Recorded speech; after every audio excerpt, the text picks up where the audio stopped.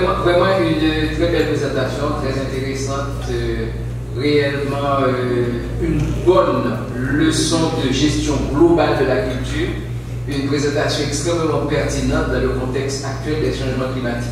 Évidemment, nous aurons au cours de la session des questions à revenir sur tout ça avec Caroline. Merci encore Caroline. Alors maintenant, nous prenons plaisir à inviter Myriam Hippolyte. Myriam Hippolyte est professeure à temps plein au département des ressources naturelles et environnement de la faculté d'agronomie et de médecine vétérinaire de l'Université d'État d'Haïti depuis octobre 2017.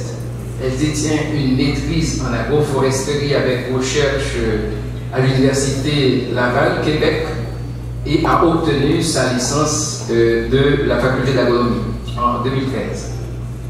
En 2017, elle a écrit son projet de recherche sous forme d'articles scientifiques sur l'utilisation du bois d'Angole et de l'arachide en système agroforestier pour une meilleure conservation des sols.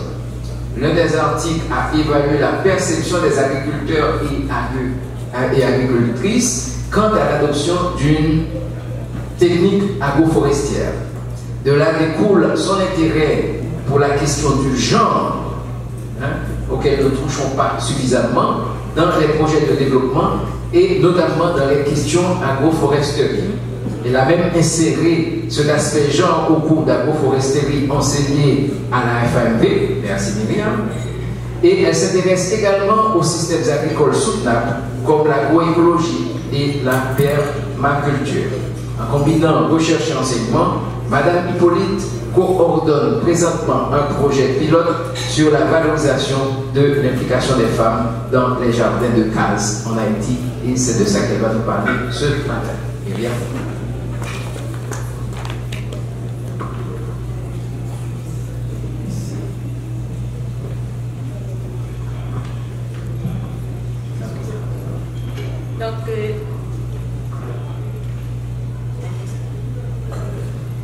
Merci. Je voulais d'abord remercier Aria qui m'a donné l'opportunité de présenter, je peux dire, un résultat préliminaire de mon travail réalisé à la Vallée de Jacmel. Je voulais d'abord aussi remercier toute mon équipe. J'avais une étudiante, je pense qu'elle est là, Céline, qui m'a accompagné à un autre agronome, qui est Jean-Louis Ravitel. Donc c'est un travail qui est basé sur la valorisation de l'implication des femmes dans les jardins de cases en Haïti, cadre de la Vallée de Jacmel et du plateau Michilo au niveau du département du Sud-Est. Donc il faut préciser que les résultats ici présents vont concerner principalement la Vallée de Jacmel parce qu'on n'a pas encore les données sur la commune de Jacmel, précisément au niveau de la localité de Michilo. Donc, dans quel contexte on a réalisé le travail? Comme l'a si bien dit professeur Calvin, il n'y a pas vraiment de données dans la question de genre dans l'agriculture en Haïti, principalement dans le système agroforestier. Donc, il y a des études évidemment qui sont réalisées concernant sur les jardins de cases en Haïti, mais ce sont des études qui ont plutôt mis phase sur les aspects biophysiques, sur les aspects de diversité au niveau des jardins de cases, mais on n'a pas les données sur que faire les hommes, que faire les femmes au niveau de ce système-là. Donc, d'où l'intérêt de ce travail pour savoir précisément les besoins, les rôles des femmes dans les systèmes agroforestiers, particulièrement au niveau des jardins de cases en Haïti, afin de voir comment on pourrait valoriser leur implication dans le système. Donc, un petit rappel sur ce qu'est un jardin de cases.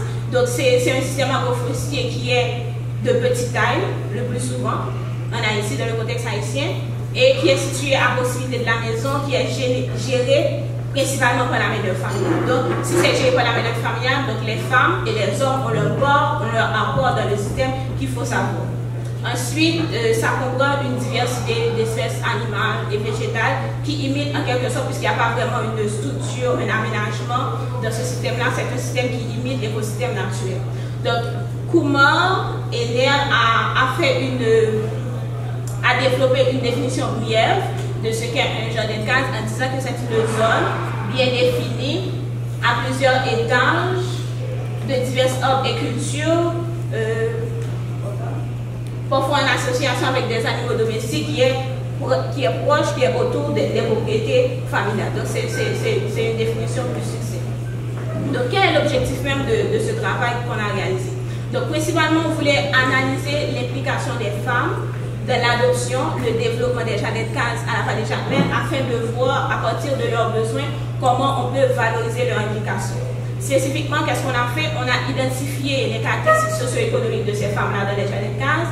On a ensuite déterminé leur niveau d'implication dans le système et par la suite, analyser leurs contraintes et proposer quelques recommandations basées sur leurs besoins afin de mieux voir comment on peut valoriser leur implication. Donc, la zone d'études, c'est effectivement à Jacmel. Pourquoi on a choisi Jacmel? C'est parce que d'après les études réalisées sur les jardins de cases, qui sont beaucoup plus réalisées à Jacmel en fonction comment je peux dire, il y a beaucoup de jardins de cases au niveau de cette zone-là, d'après ces études-là. Donc, Jacmel, la vallée Jacmel, c'est la commune, c'est l'une des 10 communes du département du Sud-Est. Et avec chef-lieu Ridoré, avec 3 sections communales, Musac, Terrier et Monabrulé. Mais nos activités ont été beaucoup plus concentrées sur Musac.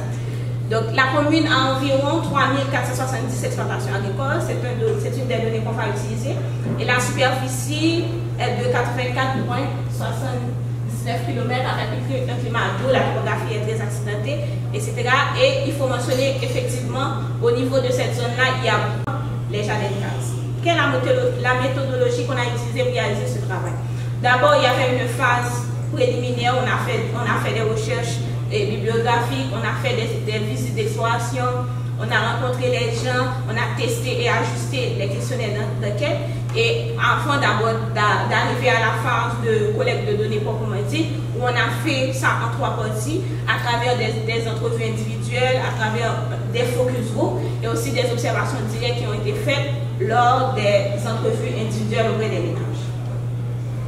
Pour avoir le nombre d'échantillonnages, la taille, le nombre d'enquêtés, le nombre d'exploitants qu'on va enquêter, on a utilisé cette formule-là avec les données sur le nombre d'exploitations agricoles au niveau de la commune.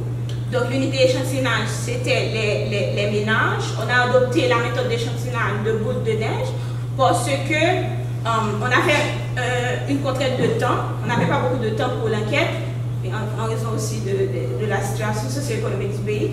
Et ensuite, il fallait trouver une méthode permettant de trouver le maximum de personnes importantes, pertinentes.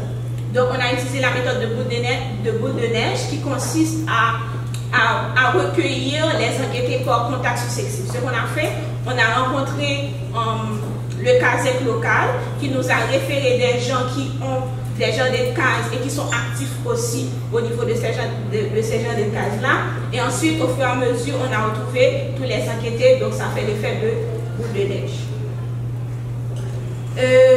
Concernant les focus group, on a formé 4 groupes au niveau du focus group. On avait 2 groupes de femmes uniquement, un groupe d'hommes et un groupe mixte. Donc on a réuni environ 29 participants avec 24 femmes et seulement 5 hommes. Comment on a analysé les données? Donc, pour les données concernant les caractéristiques socio-économiques, on les a présentées sous forme de tableaux et de graphiques combinés avec des variables indépendants qui vont analyser l'implication des femmes. Donc, ces variables-là, c'est par rapport à leur âge, leur statut matrimonial, leur niveau d'éducation, la taille du ménage et la taille du jardin de cases, etc. Et concernant les informations sur le niveau de participation des femmes, on a essayé de voir le niveau de participation des femmes par activité. Et on a utilisé cette équation-là qui calcule l'indice de participation des femmes pour chaque activité en question. Donc, c'est par rapport aux données sur le pourcentage de femmes qui n'ont pas participé à l'activité, pourcentage de femmes qui ont une participation rare, pourcentage de femmes qui ont une participation occasionnelle et pourcentage de femmes qui ont une participation régulière. Donc, ça va donner, suivant un rang ordonné, quelle activité où les femmes ont beaucoup plus participé. Donc, on va voir ça au niveau des résultats. Concernant les caractéristiques socio-économiques des femmes, on va voir d'abord quels sont le nombre de femmes qui sont chefs d'exploitation. Donc, ces informations-là vont baser uniquement pour les femmes qui sont chefs d'exploitation. Donc la relation entre leur statut matrimonial et le statut foncier révèle qu'on n'avait pas vraiment de... On a seulement 44% de femmes qui sont d'abord chefs d'exploitation parmi les 72 femmes enquêtées.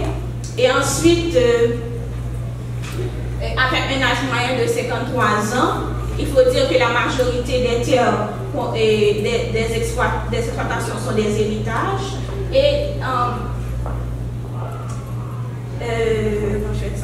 les informations concernant les chefs d'exploitation sont ventilées entre les femmes célibataires, c'est-à-dire leur statut matrimonial et le statut foncier. Donc, par rapport aux terres, puisqu'on avait beaucoup plus de terres qui sont en héritage, donc ça a été ventilé entre femmes célibataires, femmes veuves, femmes mariées et femmes en concubinage. Donc, on peut voir qu'il y a une proportion égale entre les femmes qui sont veuves et femmes qui sont célibataires, qui sont chefs d'exploitation et qui ont beaucoup plus de terres, c'est-à-dire qui sont beaucoup plus impliquées dans les jardins de casse. Donc, ce sont les femmes célibataires et les femmes veuves qui sont chefs d'exploitation agricole et qui sont beaucoup plus impliquées dans les jardins de casse. Ensuite, on va voir la relation qui existe par rapport aux chefs d'exploitation et par rapport aux femmes chefs d'exploitation, la relation qui existe entre leur statut matrimonial et la superficie du jardin de casse. Donc, on peut voir que seulement les chefs d'exploitation veuves qui ont des jardins de grande taille. Donc, les jardins de petite taille sont répartis prioritairement entre les femmes célibataires. On peut voir que c'est environ 34,38%. Donc, en combinant toutes les caractéristiques des femmes impliquées dans les jardins de casse, à savoir leur âge, etc., on peut voir qu'on a obtenu beaucoup plus de femmes qui sont vieilles, beaucoup plus de femmes qui ont un niveau d'éducation primaire avec aussi, il faut mentionner qu'il y a aussi un niveau d'éducation des femmes qui ne sont pas éduquées. Ensuite, la taille de leur ménage est moyenne, environ 5 personnes par ménage, et la taille d'exploitation généralement est petite, inférieure à 0,3 hectares, et leur statut matrimonial, donc majoritairement on a rencontré beaucoup plus de femmes qui sont mariées. Oui, si on fait la combinaison entre le niveau d'éducation des femmes impliquées et leur statut matrimonial, on peut voir que d'abord, généralement, c'est-à-dire toutes les femmes, en combinant tous leurs statuts matrimonial, on a recueilli qu'il y a 37,5% des femmes qui sont non scolarisées. Donc, c'est un pourcentage vraiment très important par rapport à tous les enquêtés pour voir qu'il y a ce pourcentage de femmes qui ne savent même pas lire. Donc, c'est un constat qu'on a aussi remarqué à la loi, où on a retrouvé 46% de femmes qui ne savent pas lire. Mais si on peut ventiler les résultats en fonction de leur statut matrimonial, on peut voir qu'on a obtenu par rapport aux femmes mariées qui sont non scolarisées et qui sont au niveau primaire. Bon, étant donné que ce sont les femmes, et majoritairement on a retrouvé des femmes mariées, donc ces femmes-là sont beaucoup plus non scolarisées, c'est-à-dire 17%, et à un niveau primaire par rapport à l'éducation. Donc, la relation aussi par rapport à l'âge des femmes impliquées et aussi leur statut matrimonial. Donc, en résumé, on a vu qu'il y a 25% des femmes mariées qui ont plus de 50 ans et 24% des femmes mariées qui sont jeunes, qui sont adultes, et on a seulement recueilli 1% des femmes veuves qui sont jeunes adultes. Et bon, pourquoi on a essayé de voir cette combinaison par rapport à l'âge et leur statut matrimonial? C'est parce que effectivement l'âge peut avoir un impact sur leur niveau d'implication dans le système. Donc, suivant l'objectif du système, ou du moins suivant la technique agroforestière en question, et suivant la culture ou bien les contrats sociaux dans le pays, l'âge peut avoir un impact positif ou négatif par rapport à l'adoption du système. Et Dion en 2008 a observé dans une étude réalisée au Mali qui a démontré que les femmes plus âgées sont les plus disposées à utiliser la technique de l'ARV, qui est une technique agroforestière, parce qu'elle permet de raccourcir la distance à parcourir pour leur ravitaillement en bois de feu. Et dans notre cas, par rapport à cette étude-là, nous-mêmes, on a observé que ce sont les femmes jeunes, adultes, qui sont beaucoup moins impliquées dans le système. Il ne faut pas oublier que le système, c'est proche de la maison. Donc, d'abord, on pourrait penser que les femmes sont beaucoup plus impliquées dans le système, mais on a observé suivant leur âge ou suivant leur catégorie, leur statut matrimonial ou leur âge. Donc, ça implique que ça modifie leur implication dans le système. Donc, on a recueilli que les jeunes femmes adultes sont beaucoup moins impliquées dans le système en raison de leurs obligations domestiques et ensuite à l'entretien de leurs enfants de bas âge qui sont normalement des tâches répétitives et incontournables. Donc, elles ont privé cet âge-là par rapport à leur implication dans le système. Donc, qu'en est-il de leur niveau d'implication par rapport aux différentes activités réalisées dans le système agroforestier, dans le jardin de casse? Donc, on a résumé les activités des jardins de casse en 8 activités. D'abord pour le choix des cultures, ensuite la préparation du sol, la plantation ou le semis, l'entretien ça inclut le soclage, l'arrosage, le fumier parce qu'elle n'utilise pas d'engrais dans ce système-là. La récolte, la décision après la récolte, est-ce qu'on va utiliser ça pour la nourriture, la vente ou les dons. Ensuite, le choix du bétail et l'élevage du petit bétail. Donc, par rapport à ces 8 activités, donc on peut voir que la récolte est retrouvée au premier rang parmi toutes les activités effectuées au niveau du jardin de casse. Donc, les femmes sont beaucoup plus impliquées au niveau de la récolte. Donc, en second rang, on peut voir que l'élevage du petit bétail, c'est à ce niveau-là qu'elle s'implique. Et l'activité où elle n'implique pas vraiment, c'est au niveau de la préparation du sol.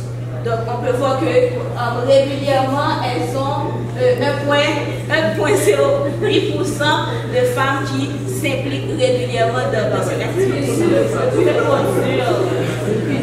Mais on n'a pas vraiment des données pour ça, c'est pourquoi il faut vraiment ces données-là. Donc, pourquoi c'est la récolte, pourquoi c'est le petit bétail? Donc, étant donné que ce sont elles qui sont responsables de nourrir la famille, de prendre soin de leur famille, donc elles sont plus actives au niveau de cette activité-là, non seulement pour l'autoconsommation, pour les dons, et quand elles reçoivent des gens chez elles, et ensuite pour la vente en cas de surplus. Et le petit bétail, c'est par rapport à la facilité de l'entretien et aussi pour les mêmes raisons de destination après la récolte. Quelles sont les contraintes que font face les femmes au niveau de ce système-là? Donc, elles ont énuméré beaucoup de contraintes qui sont liées principalement par rapport à la faible production, puisqu'elles s'interviennent au niveau de la récolte, et aussi par rapport à la réduction au niveau de l'élevage. Au niveau de l'élevage des petits bétails, particulièrement pour les poules et les cochons. Donc, on peut dire que l'implication des femmes dans les jardins de casse varie en fonction de leur âge, leur statut matrimonial et leur niveau d'éducation. Donc, on a retrouvé que les femmes mariées adultes et celles qui sont âgées de plus de 50 ans sont beaucoup plus impliquées dans les jardins de casse que les femmes jeunes adultes mariées. Et on a retrouvé majoritairement les femmes à un niveau primaire et aussi un fort pourcentage de femmes à un niveau qui ne sont pas scolarisées. Et les jardins de casse sont majoritairement de petite taille. Donc, elles sont beaucoup plus impliquées dans la récolte pour prendre soin de leur famille et dans l'élevage de petits bétail à préciser, parce que l'entretien est beaucoup plus facile. Donc, elles font face à beaucoup de contraintes, notamment les outils qui sont archaïques, l'irrégularité pluviale et aussi l'absence de garantie de crédit. Donc, étant donné que ces besoins-là ne sont pas vraiment satisfaits, donc ça va impacter négativement leur implication d'abord et ensuite la productivité du système agroforestier. Donc, en connaissant leurs besoins, en connaissant leurs besoins, donc en connaissant leurs contraintes, ça va nous faciliter à faire des recommandations pour pouvoir mieux valoriser leur implication dans le système. Donc, ça va renforcer la productivité puisqu'il y a beaucoup plus de personnes qui vont être actives dans le système agroforestier. Donc, ça va améliorer la productivité du système et ensuite, ça va aussi améliorer la sécurité alimentaire et la situation économique dans les ménages à long terme puisque l'objectif de ce système-là, c'est prioritairement pour l'autoconsommation en général. Donc, en termes de recommandations, donc c'est c'est en fonction de leurs contraintes, de leurs besoins. Donc il fallait avoir une politique de développement financier inclusive, c'est-à-dire qui trouve des stratégies permettant aux femmes de trouver du crédit en fonction de leur situation. Et ensuite de développer de la recherche agricole et des innovations technologiques pour contrer les problèmes d'irrégularité pluviale, etc. Accès à l'éducation et le développement de technologies post-école. Donc, il y a possibilité vraiment d'innover en fonction de leurs besoins là, afin d'améliorer leur implication pour mieux les valoriser. Merci.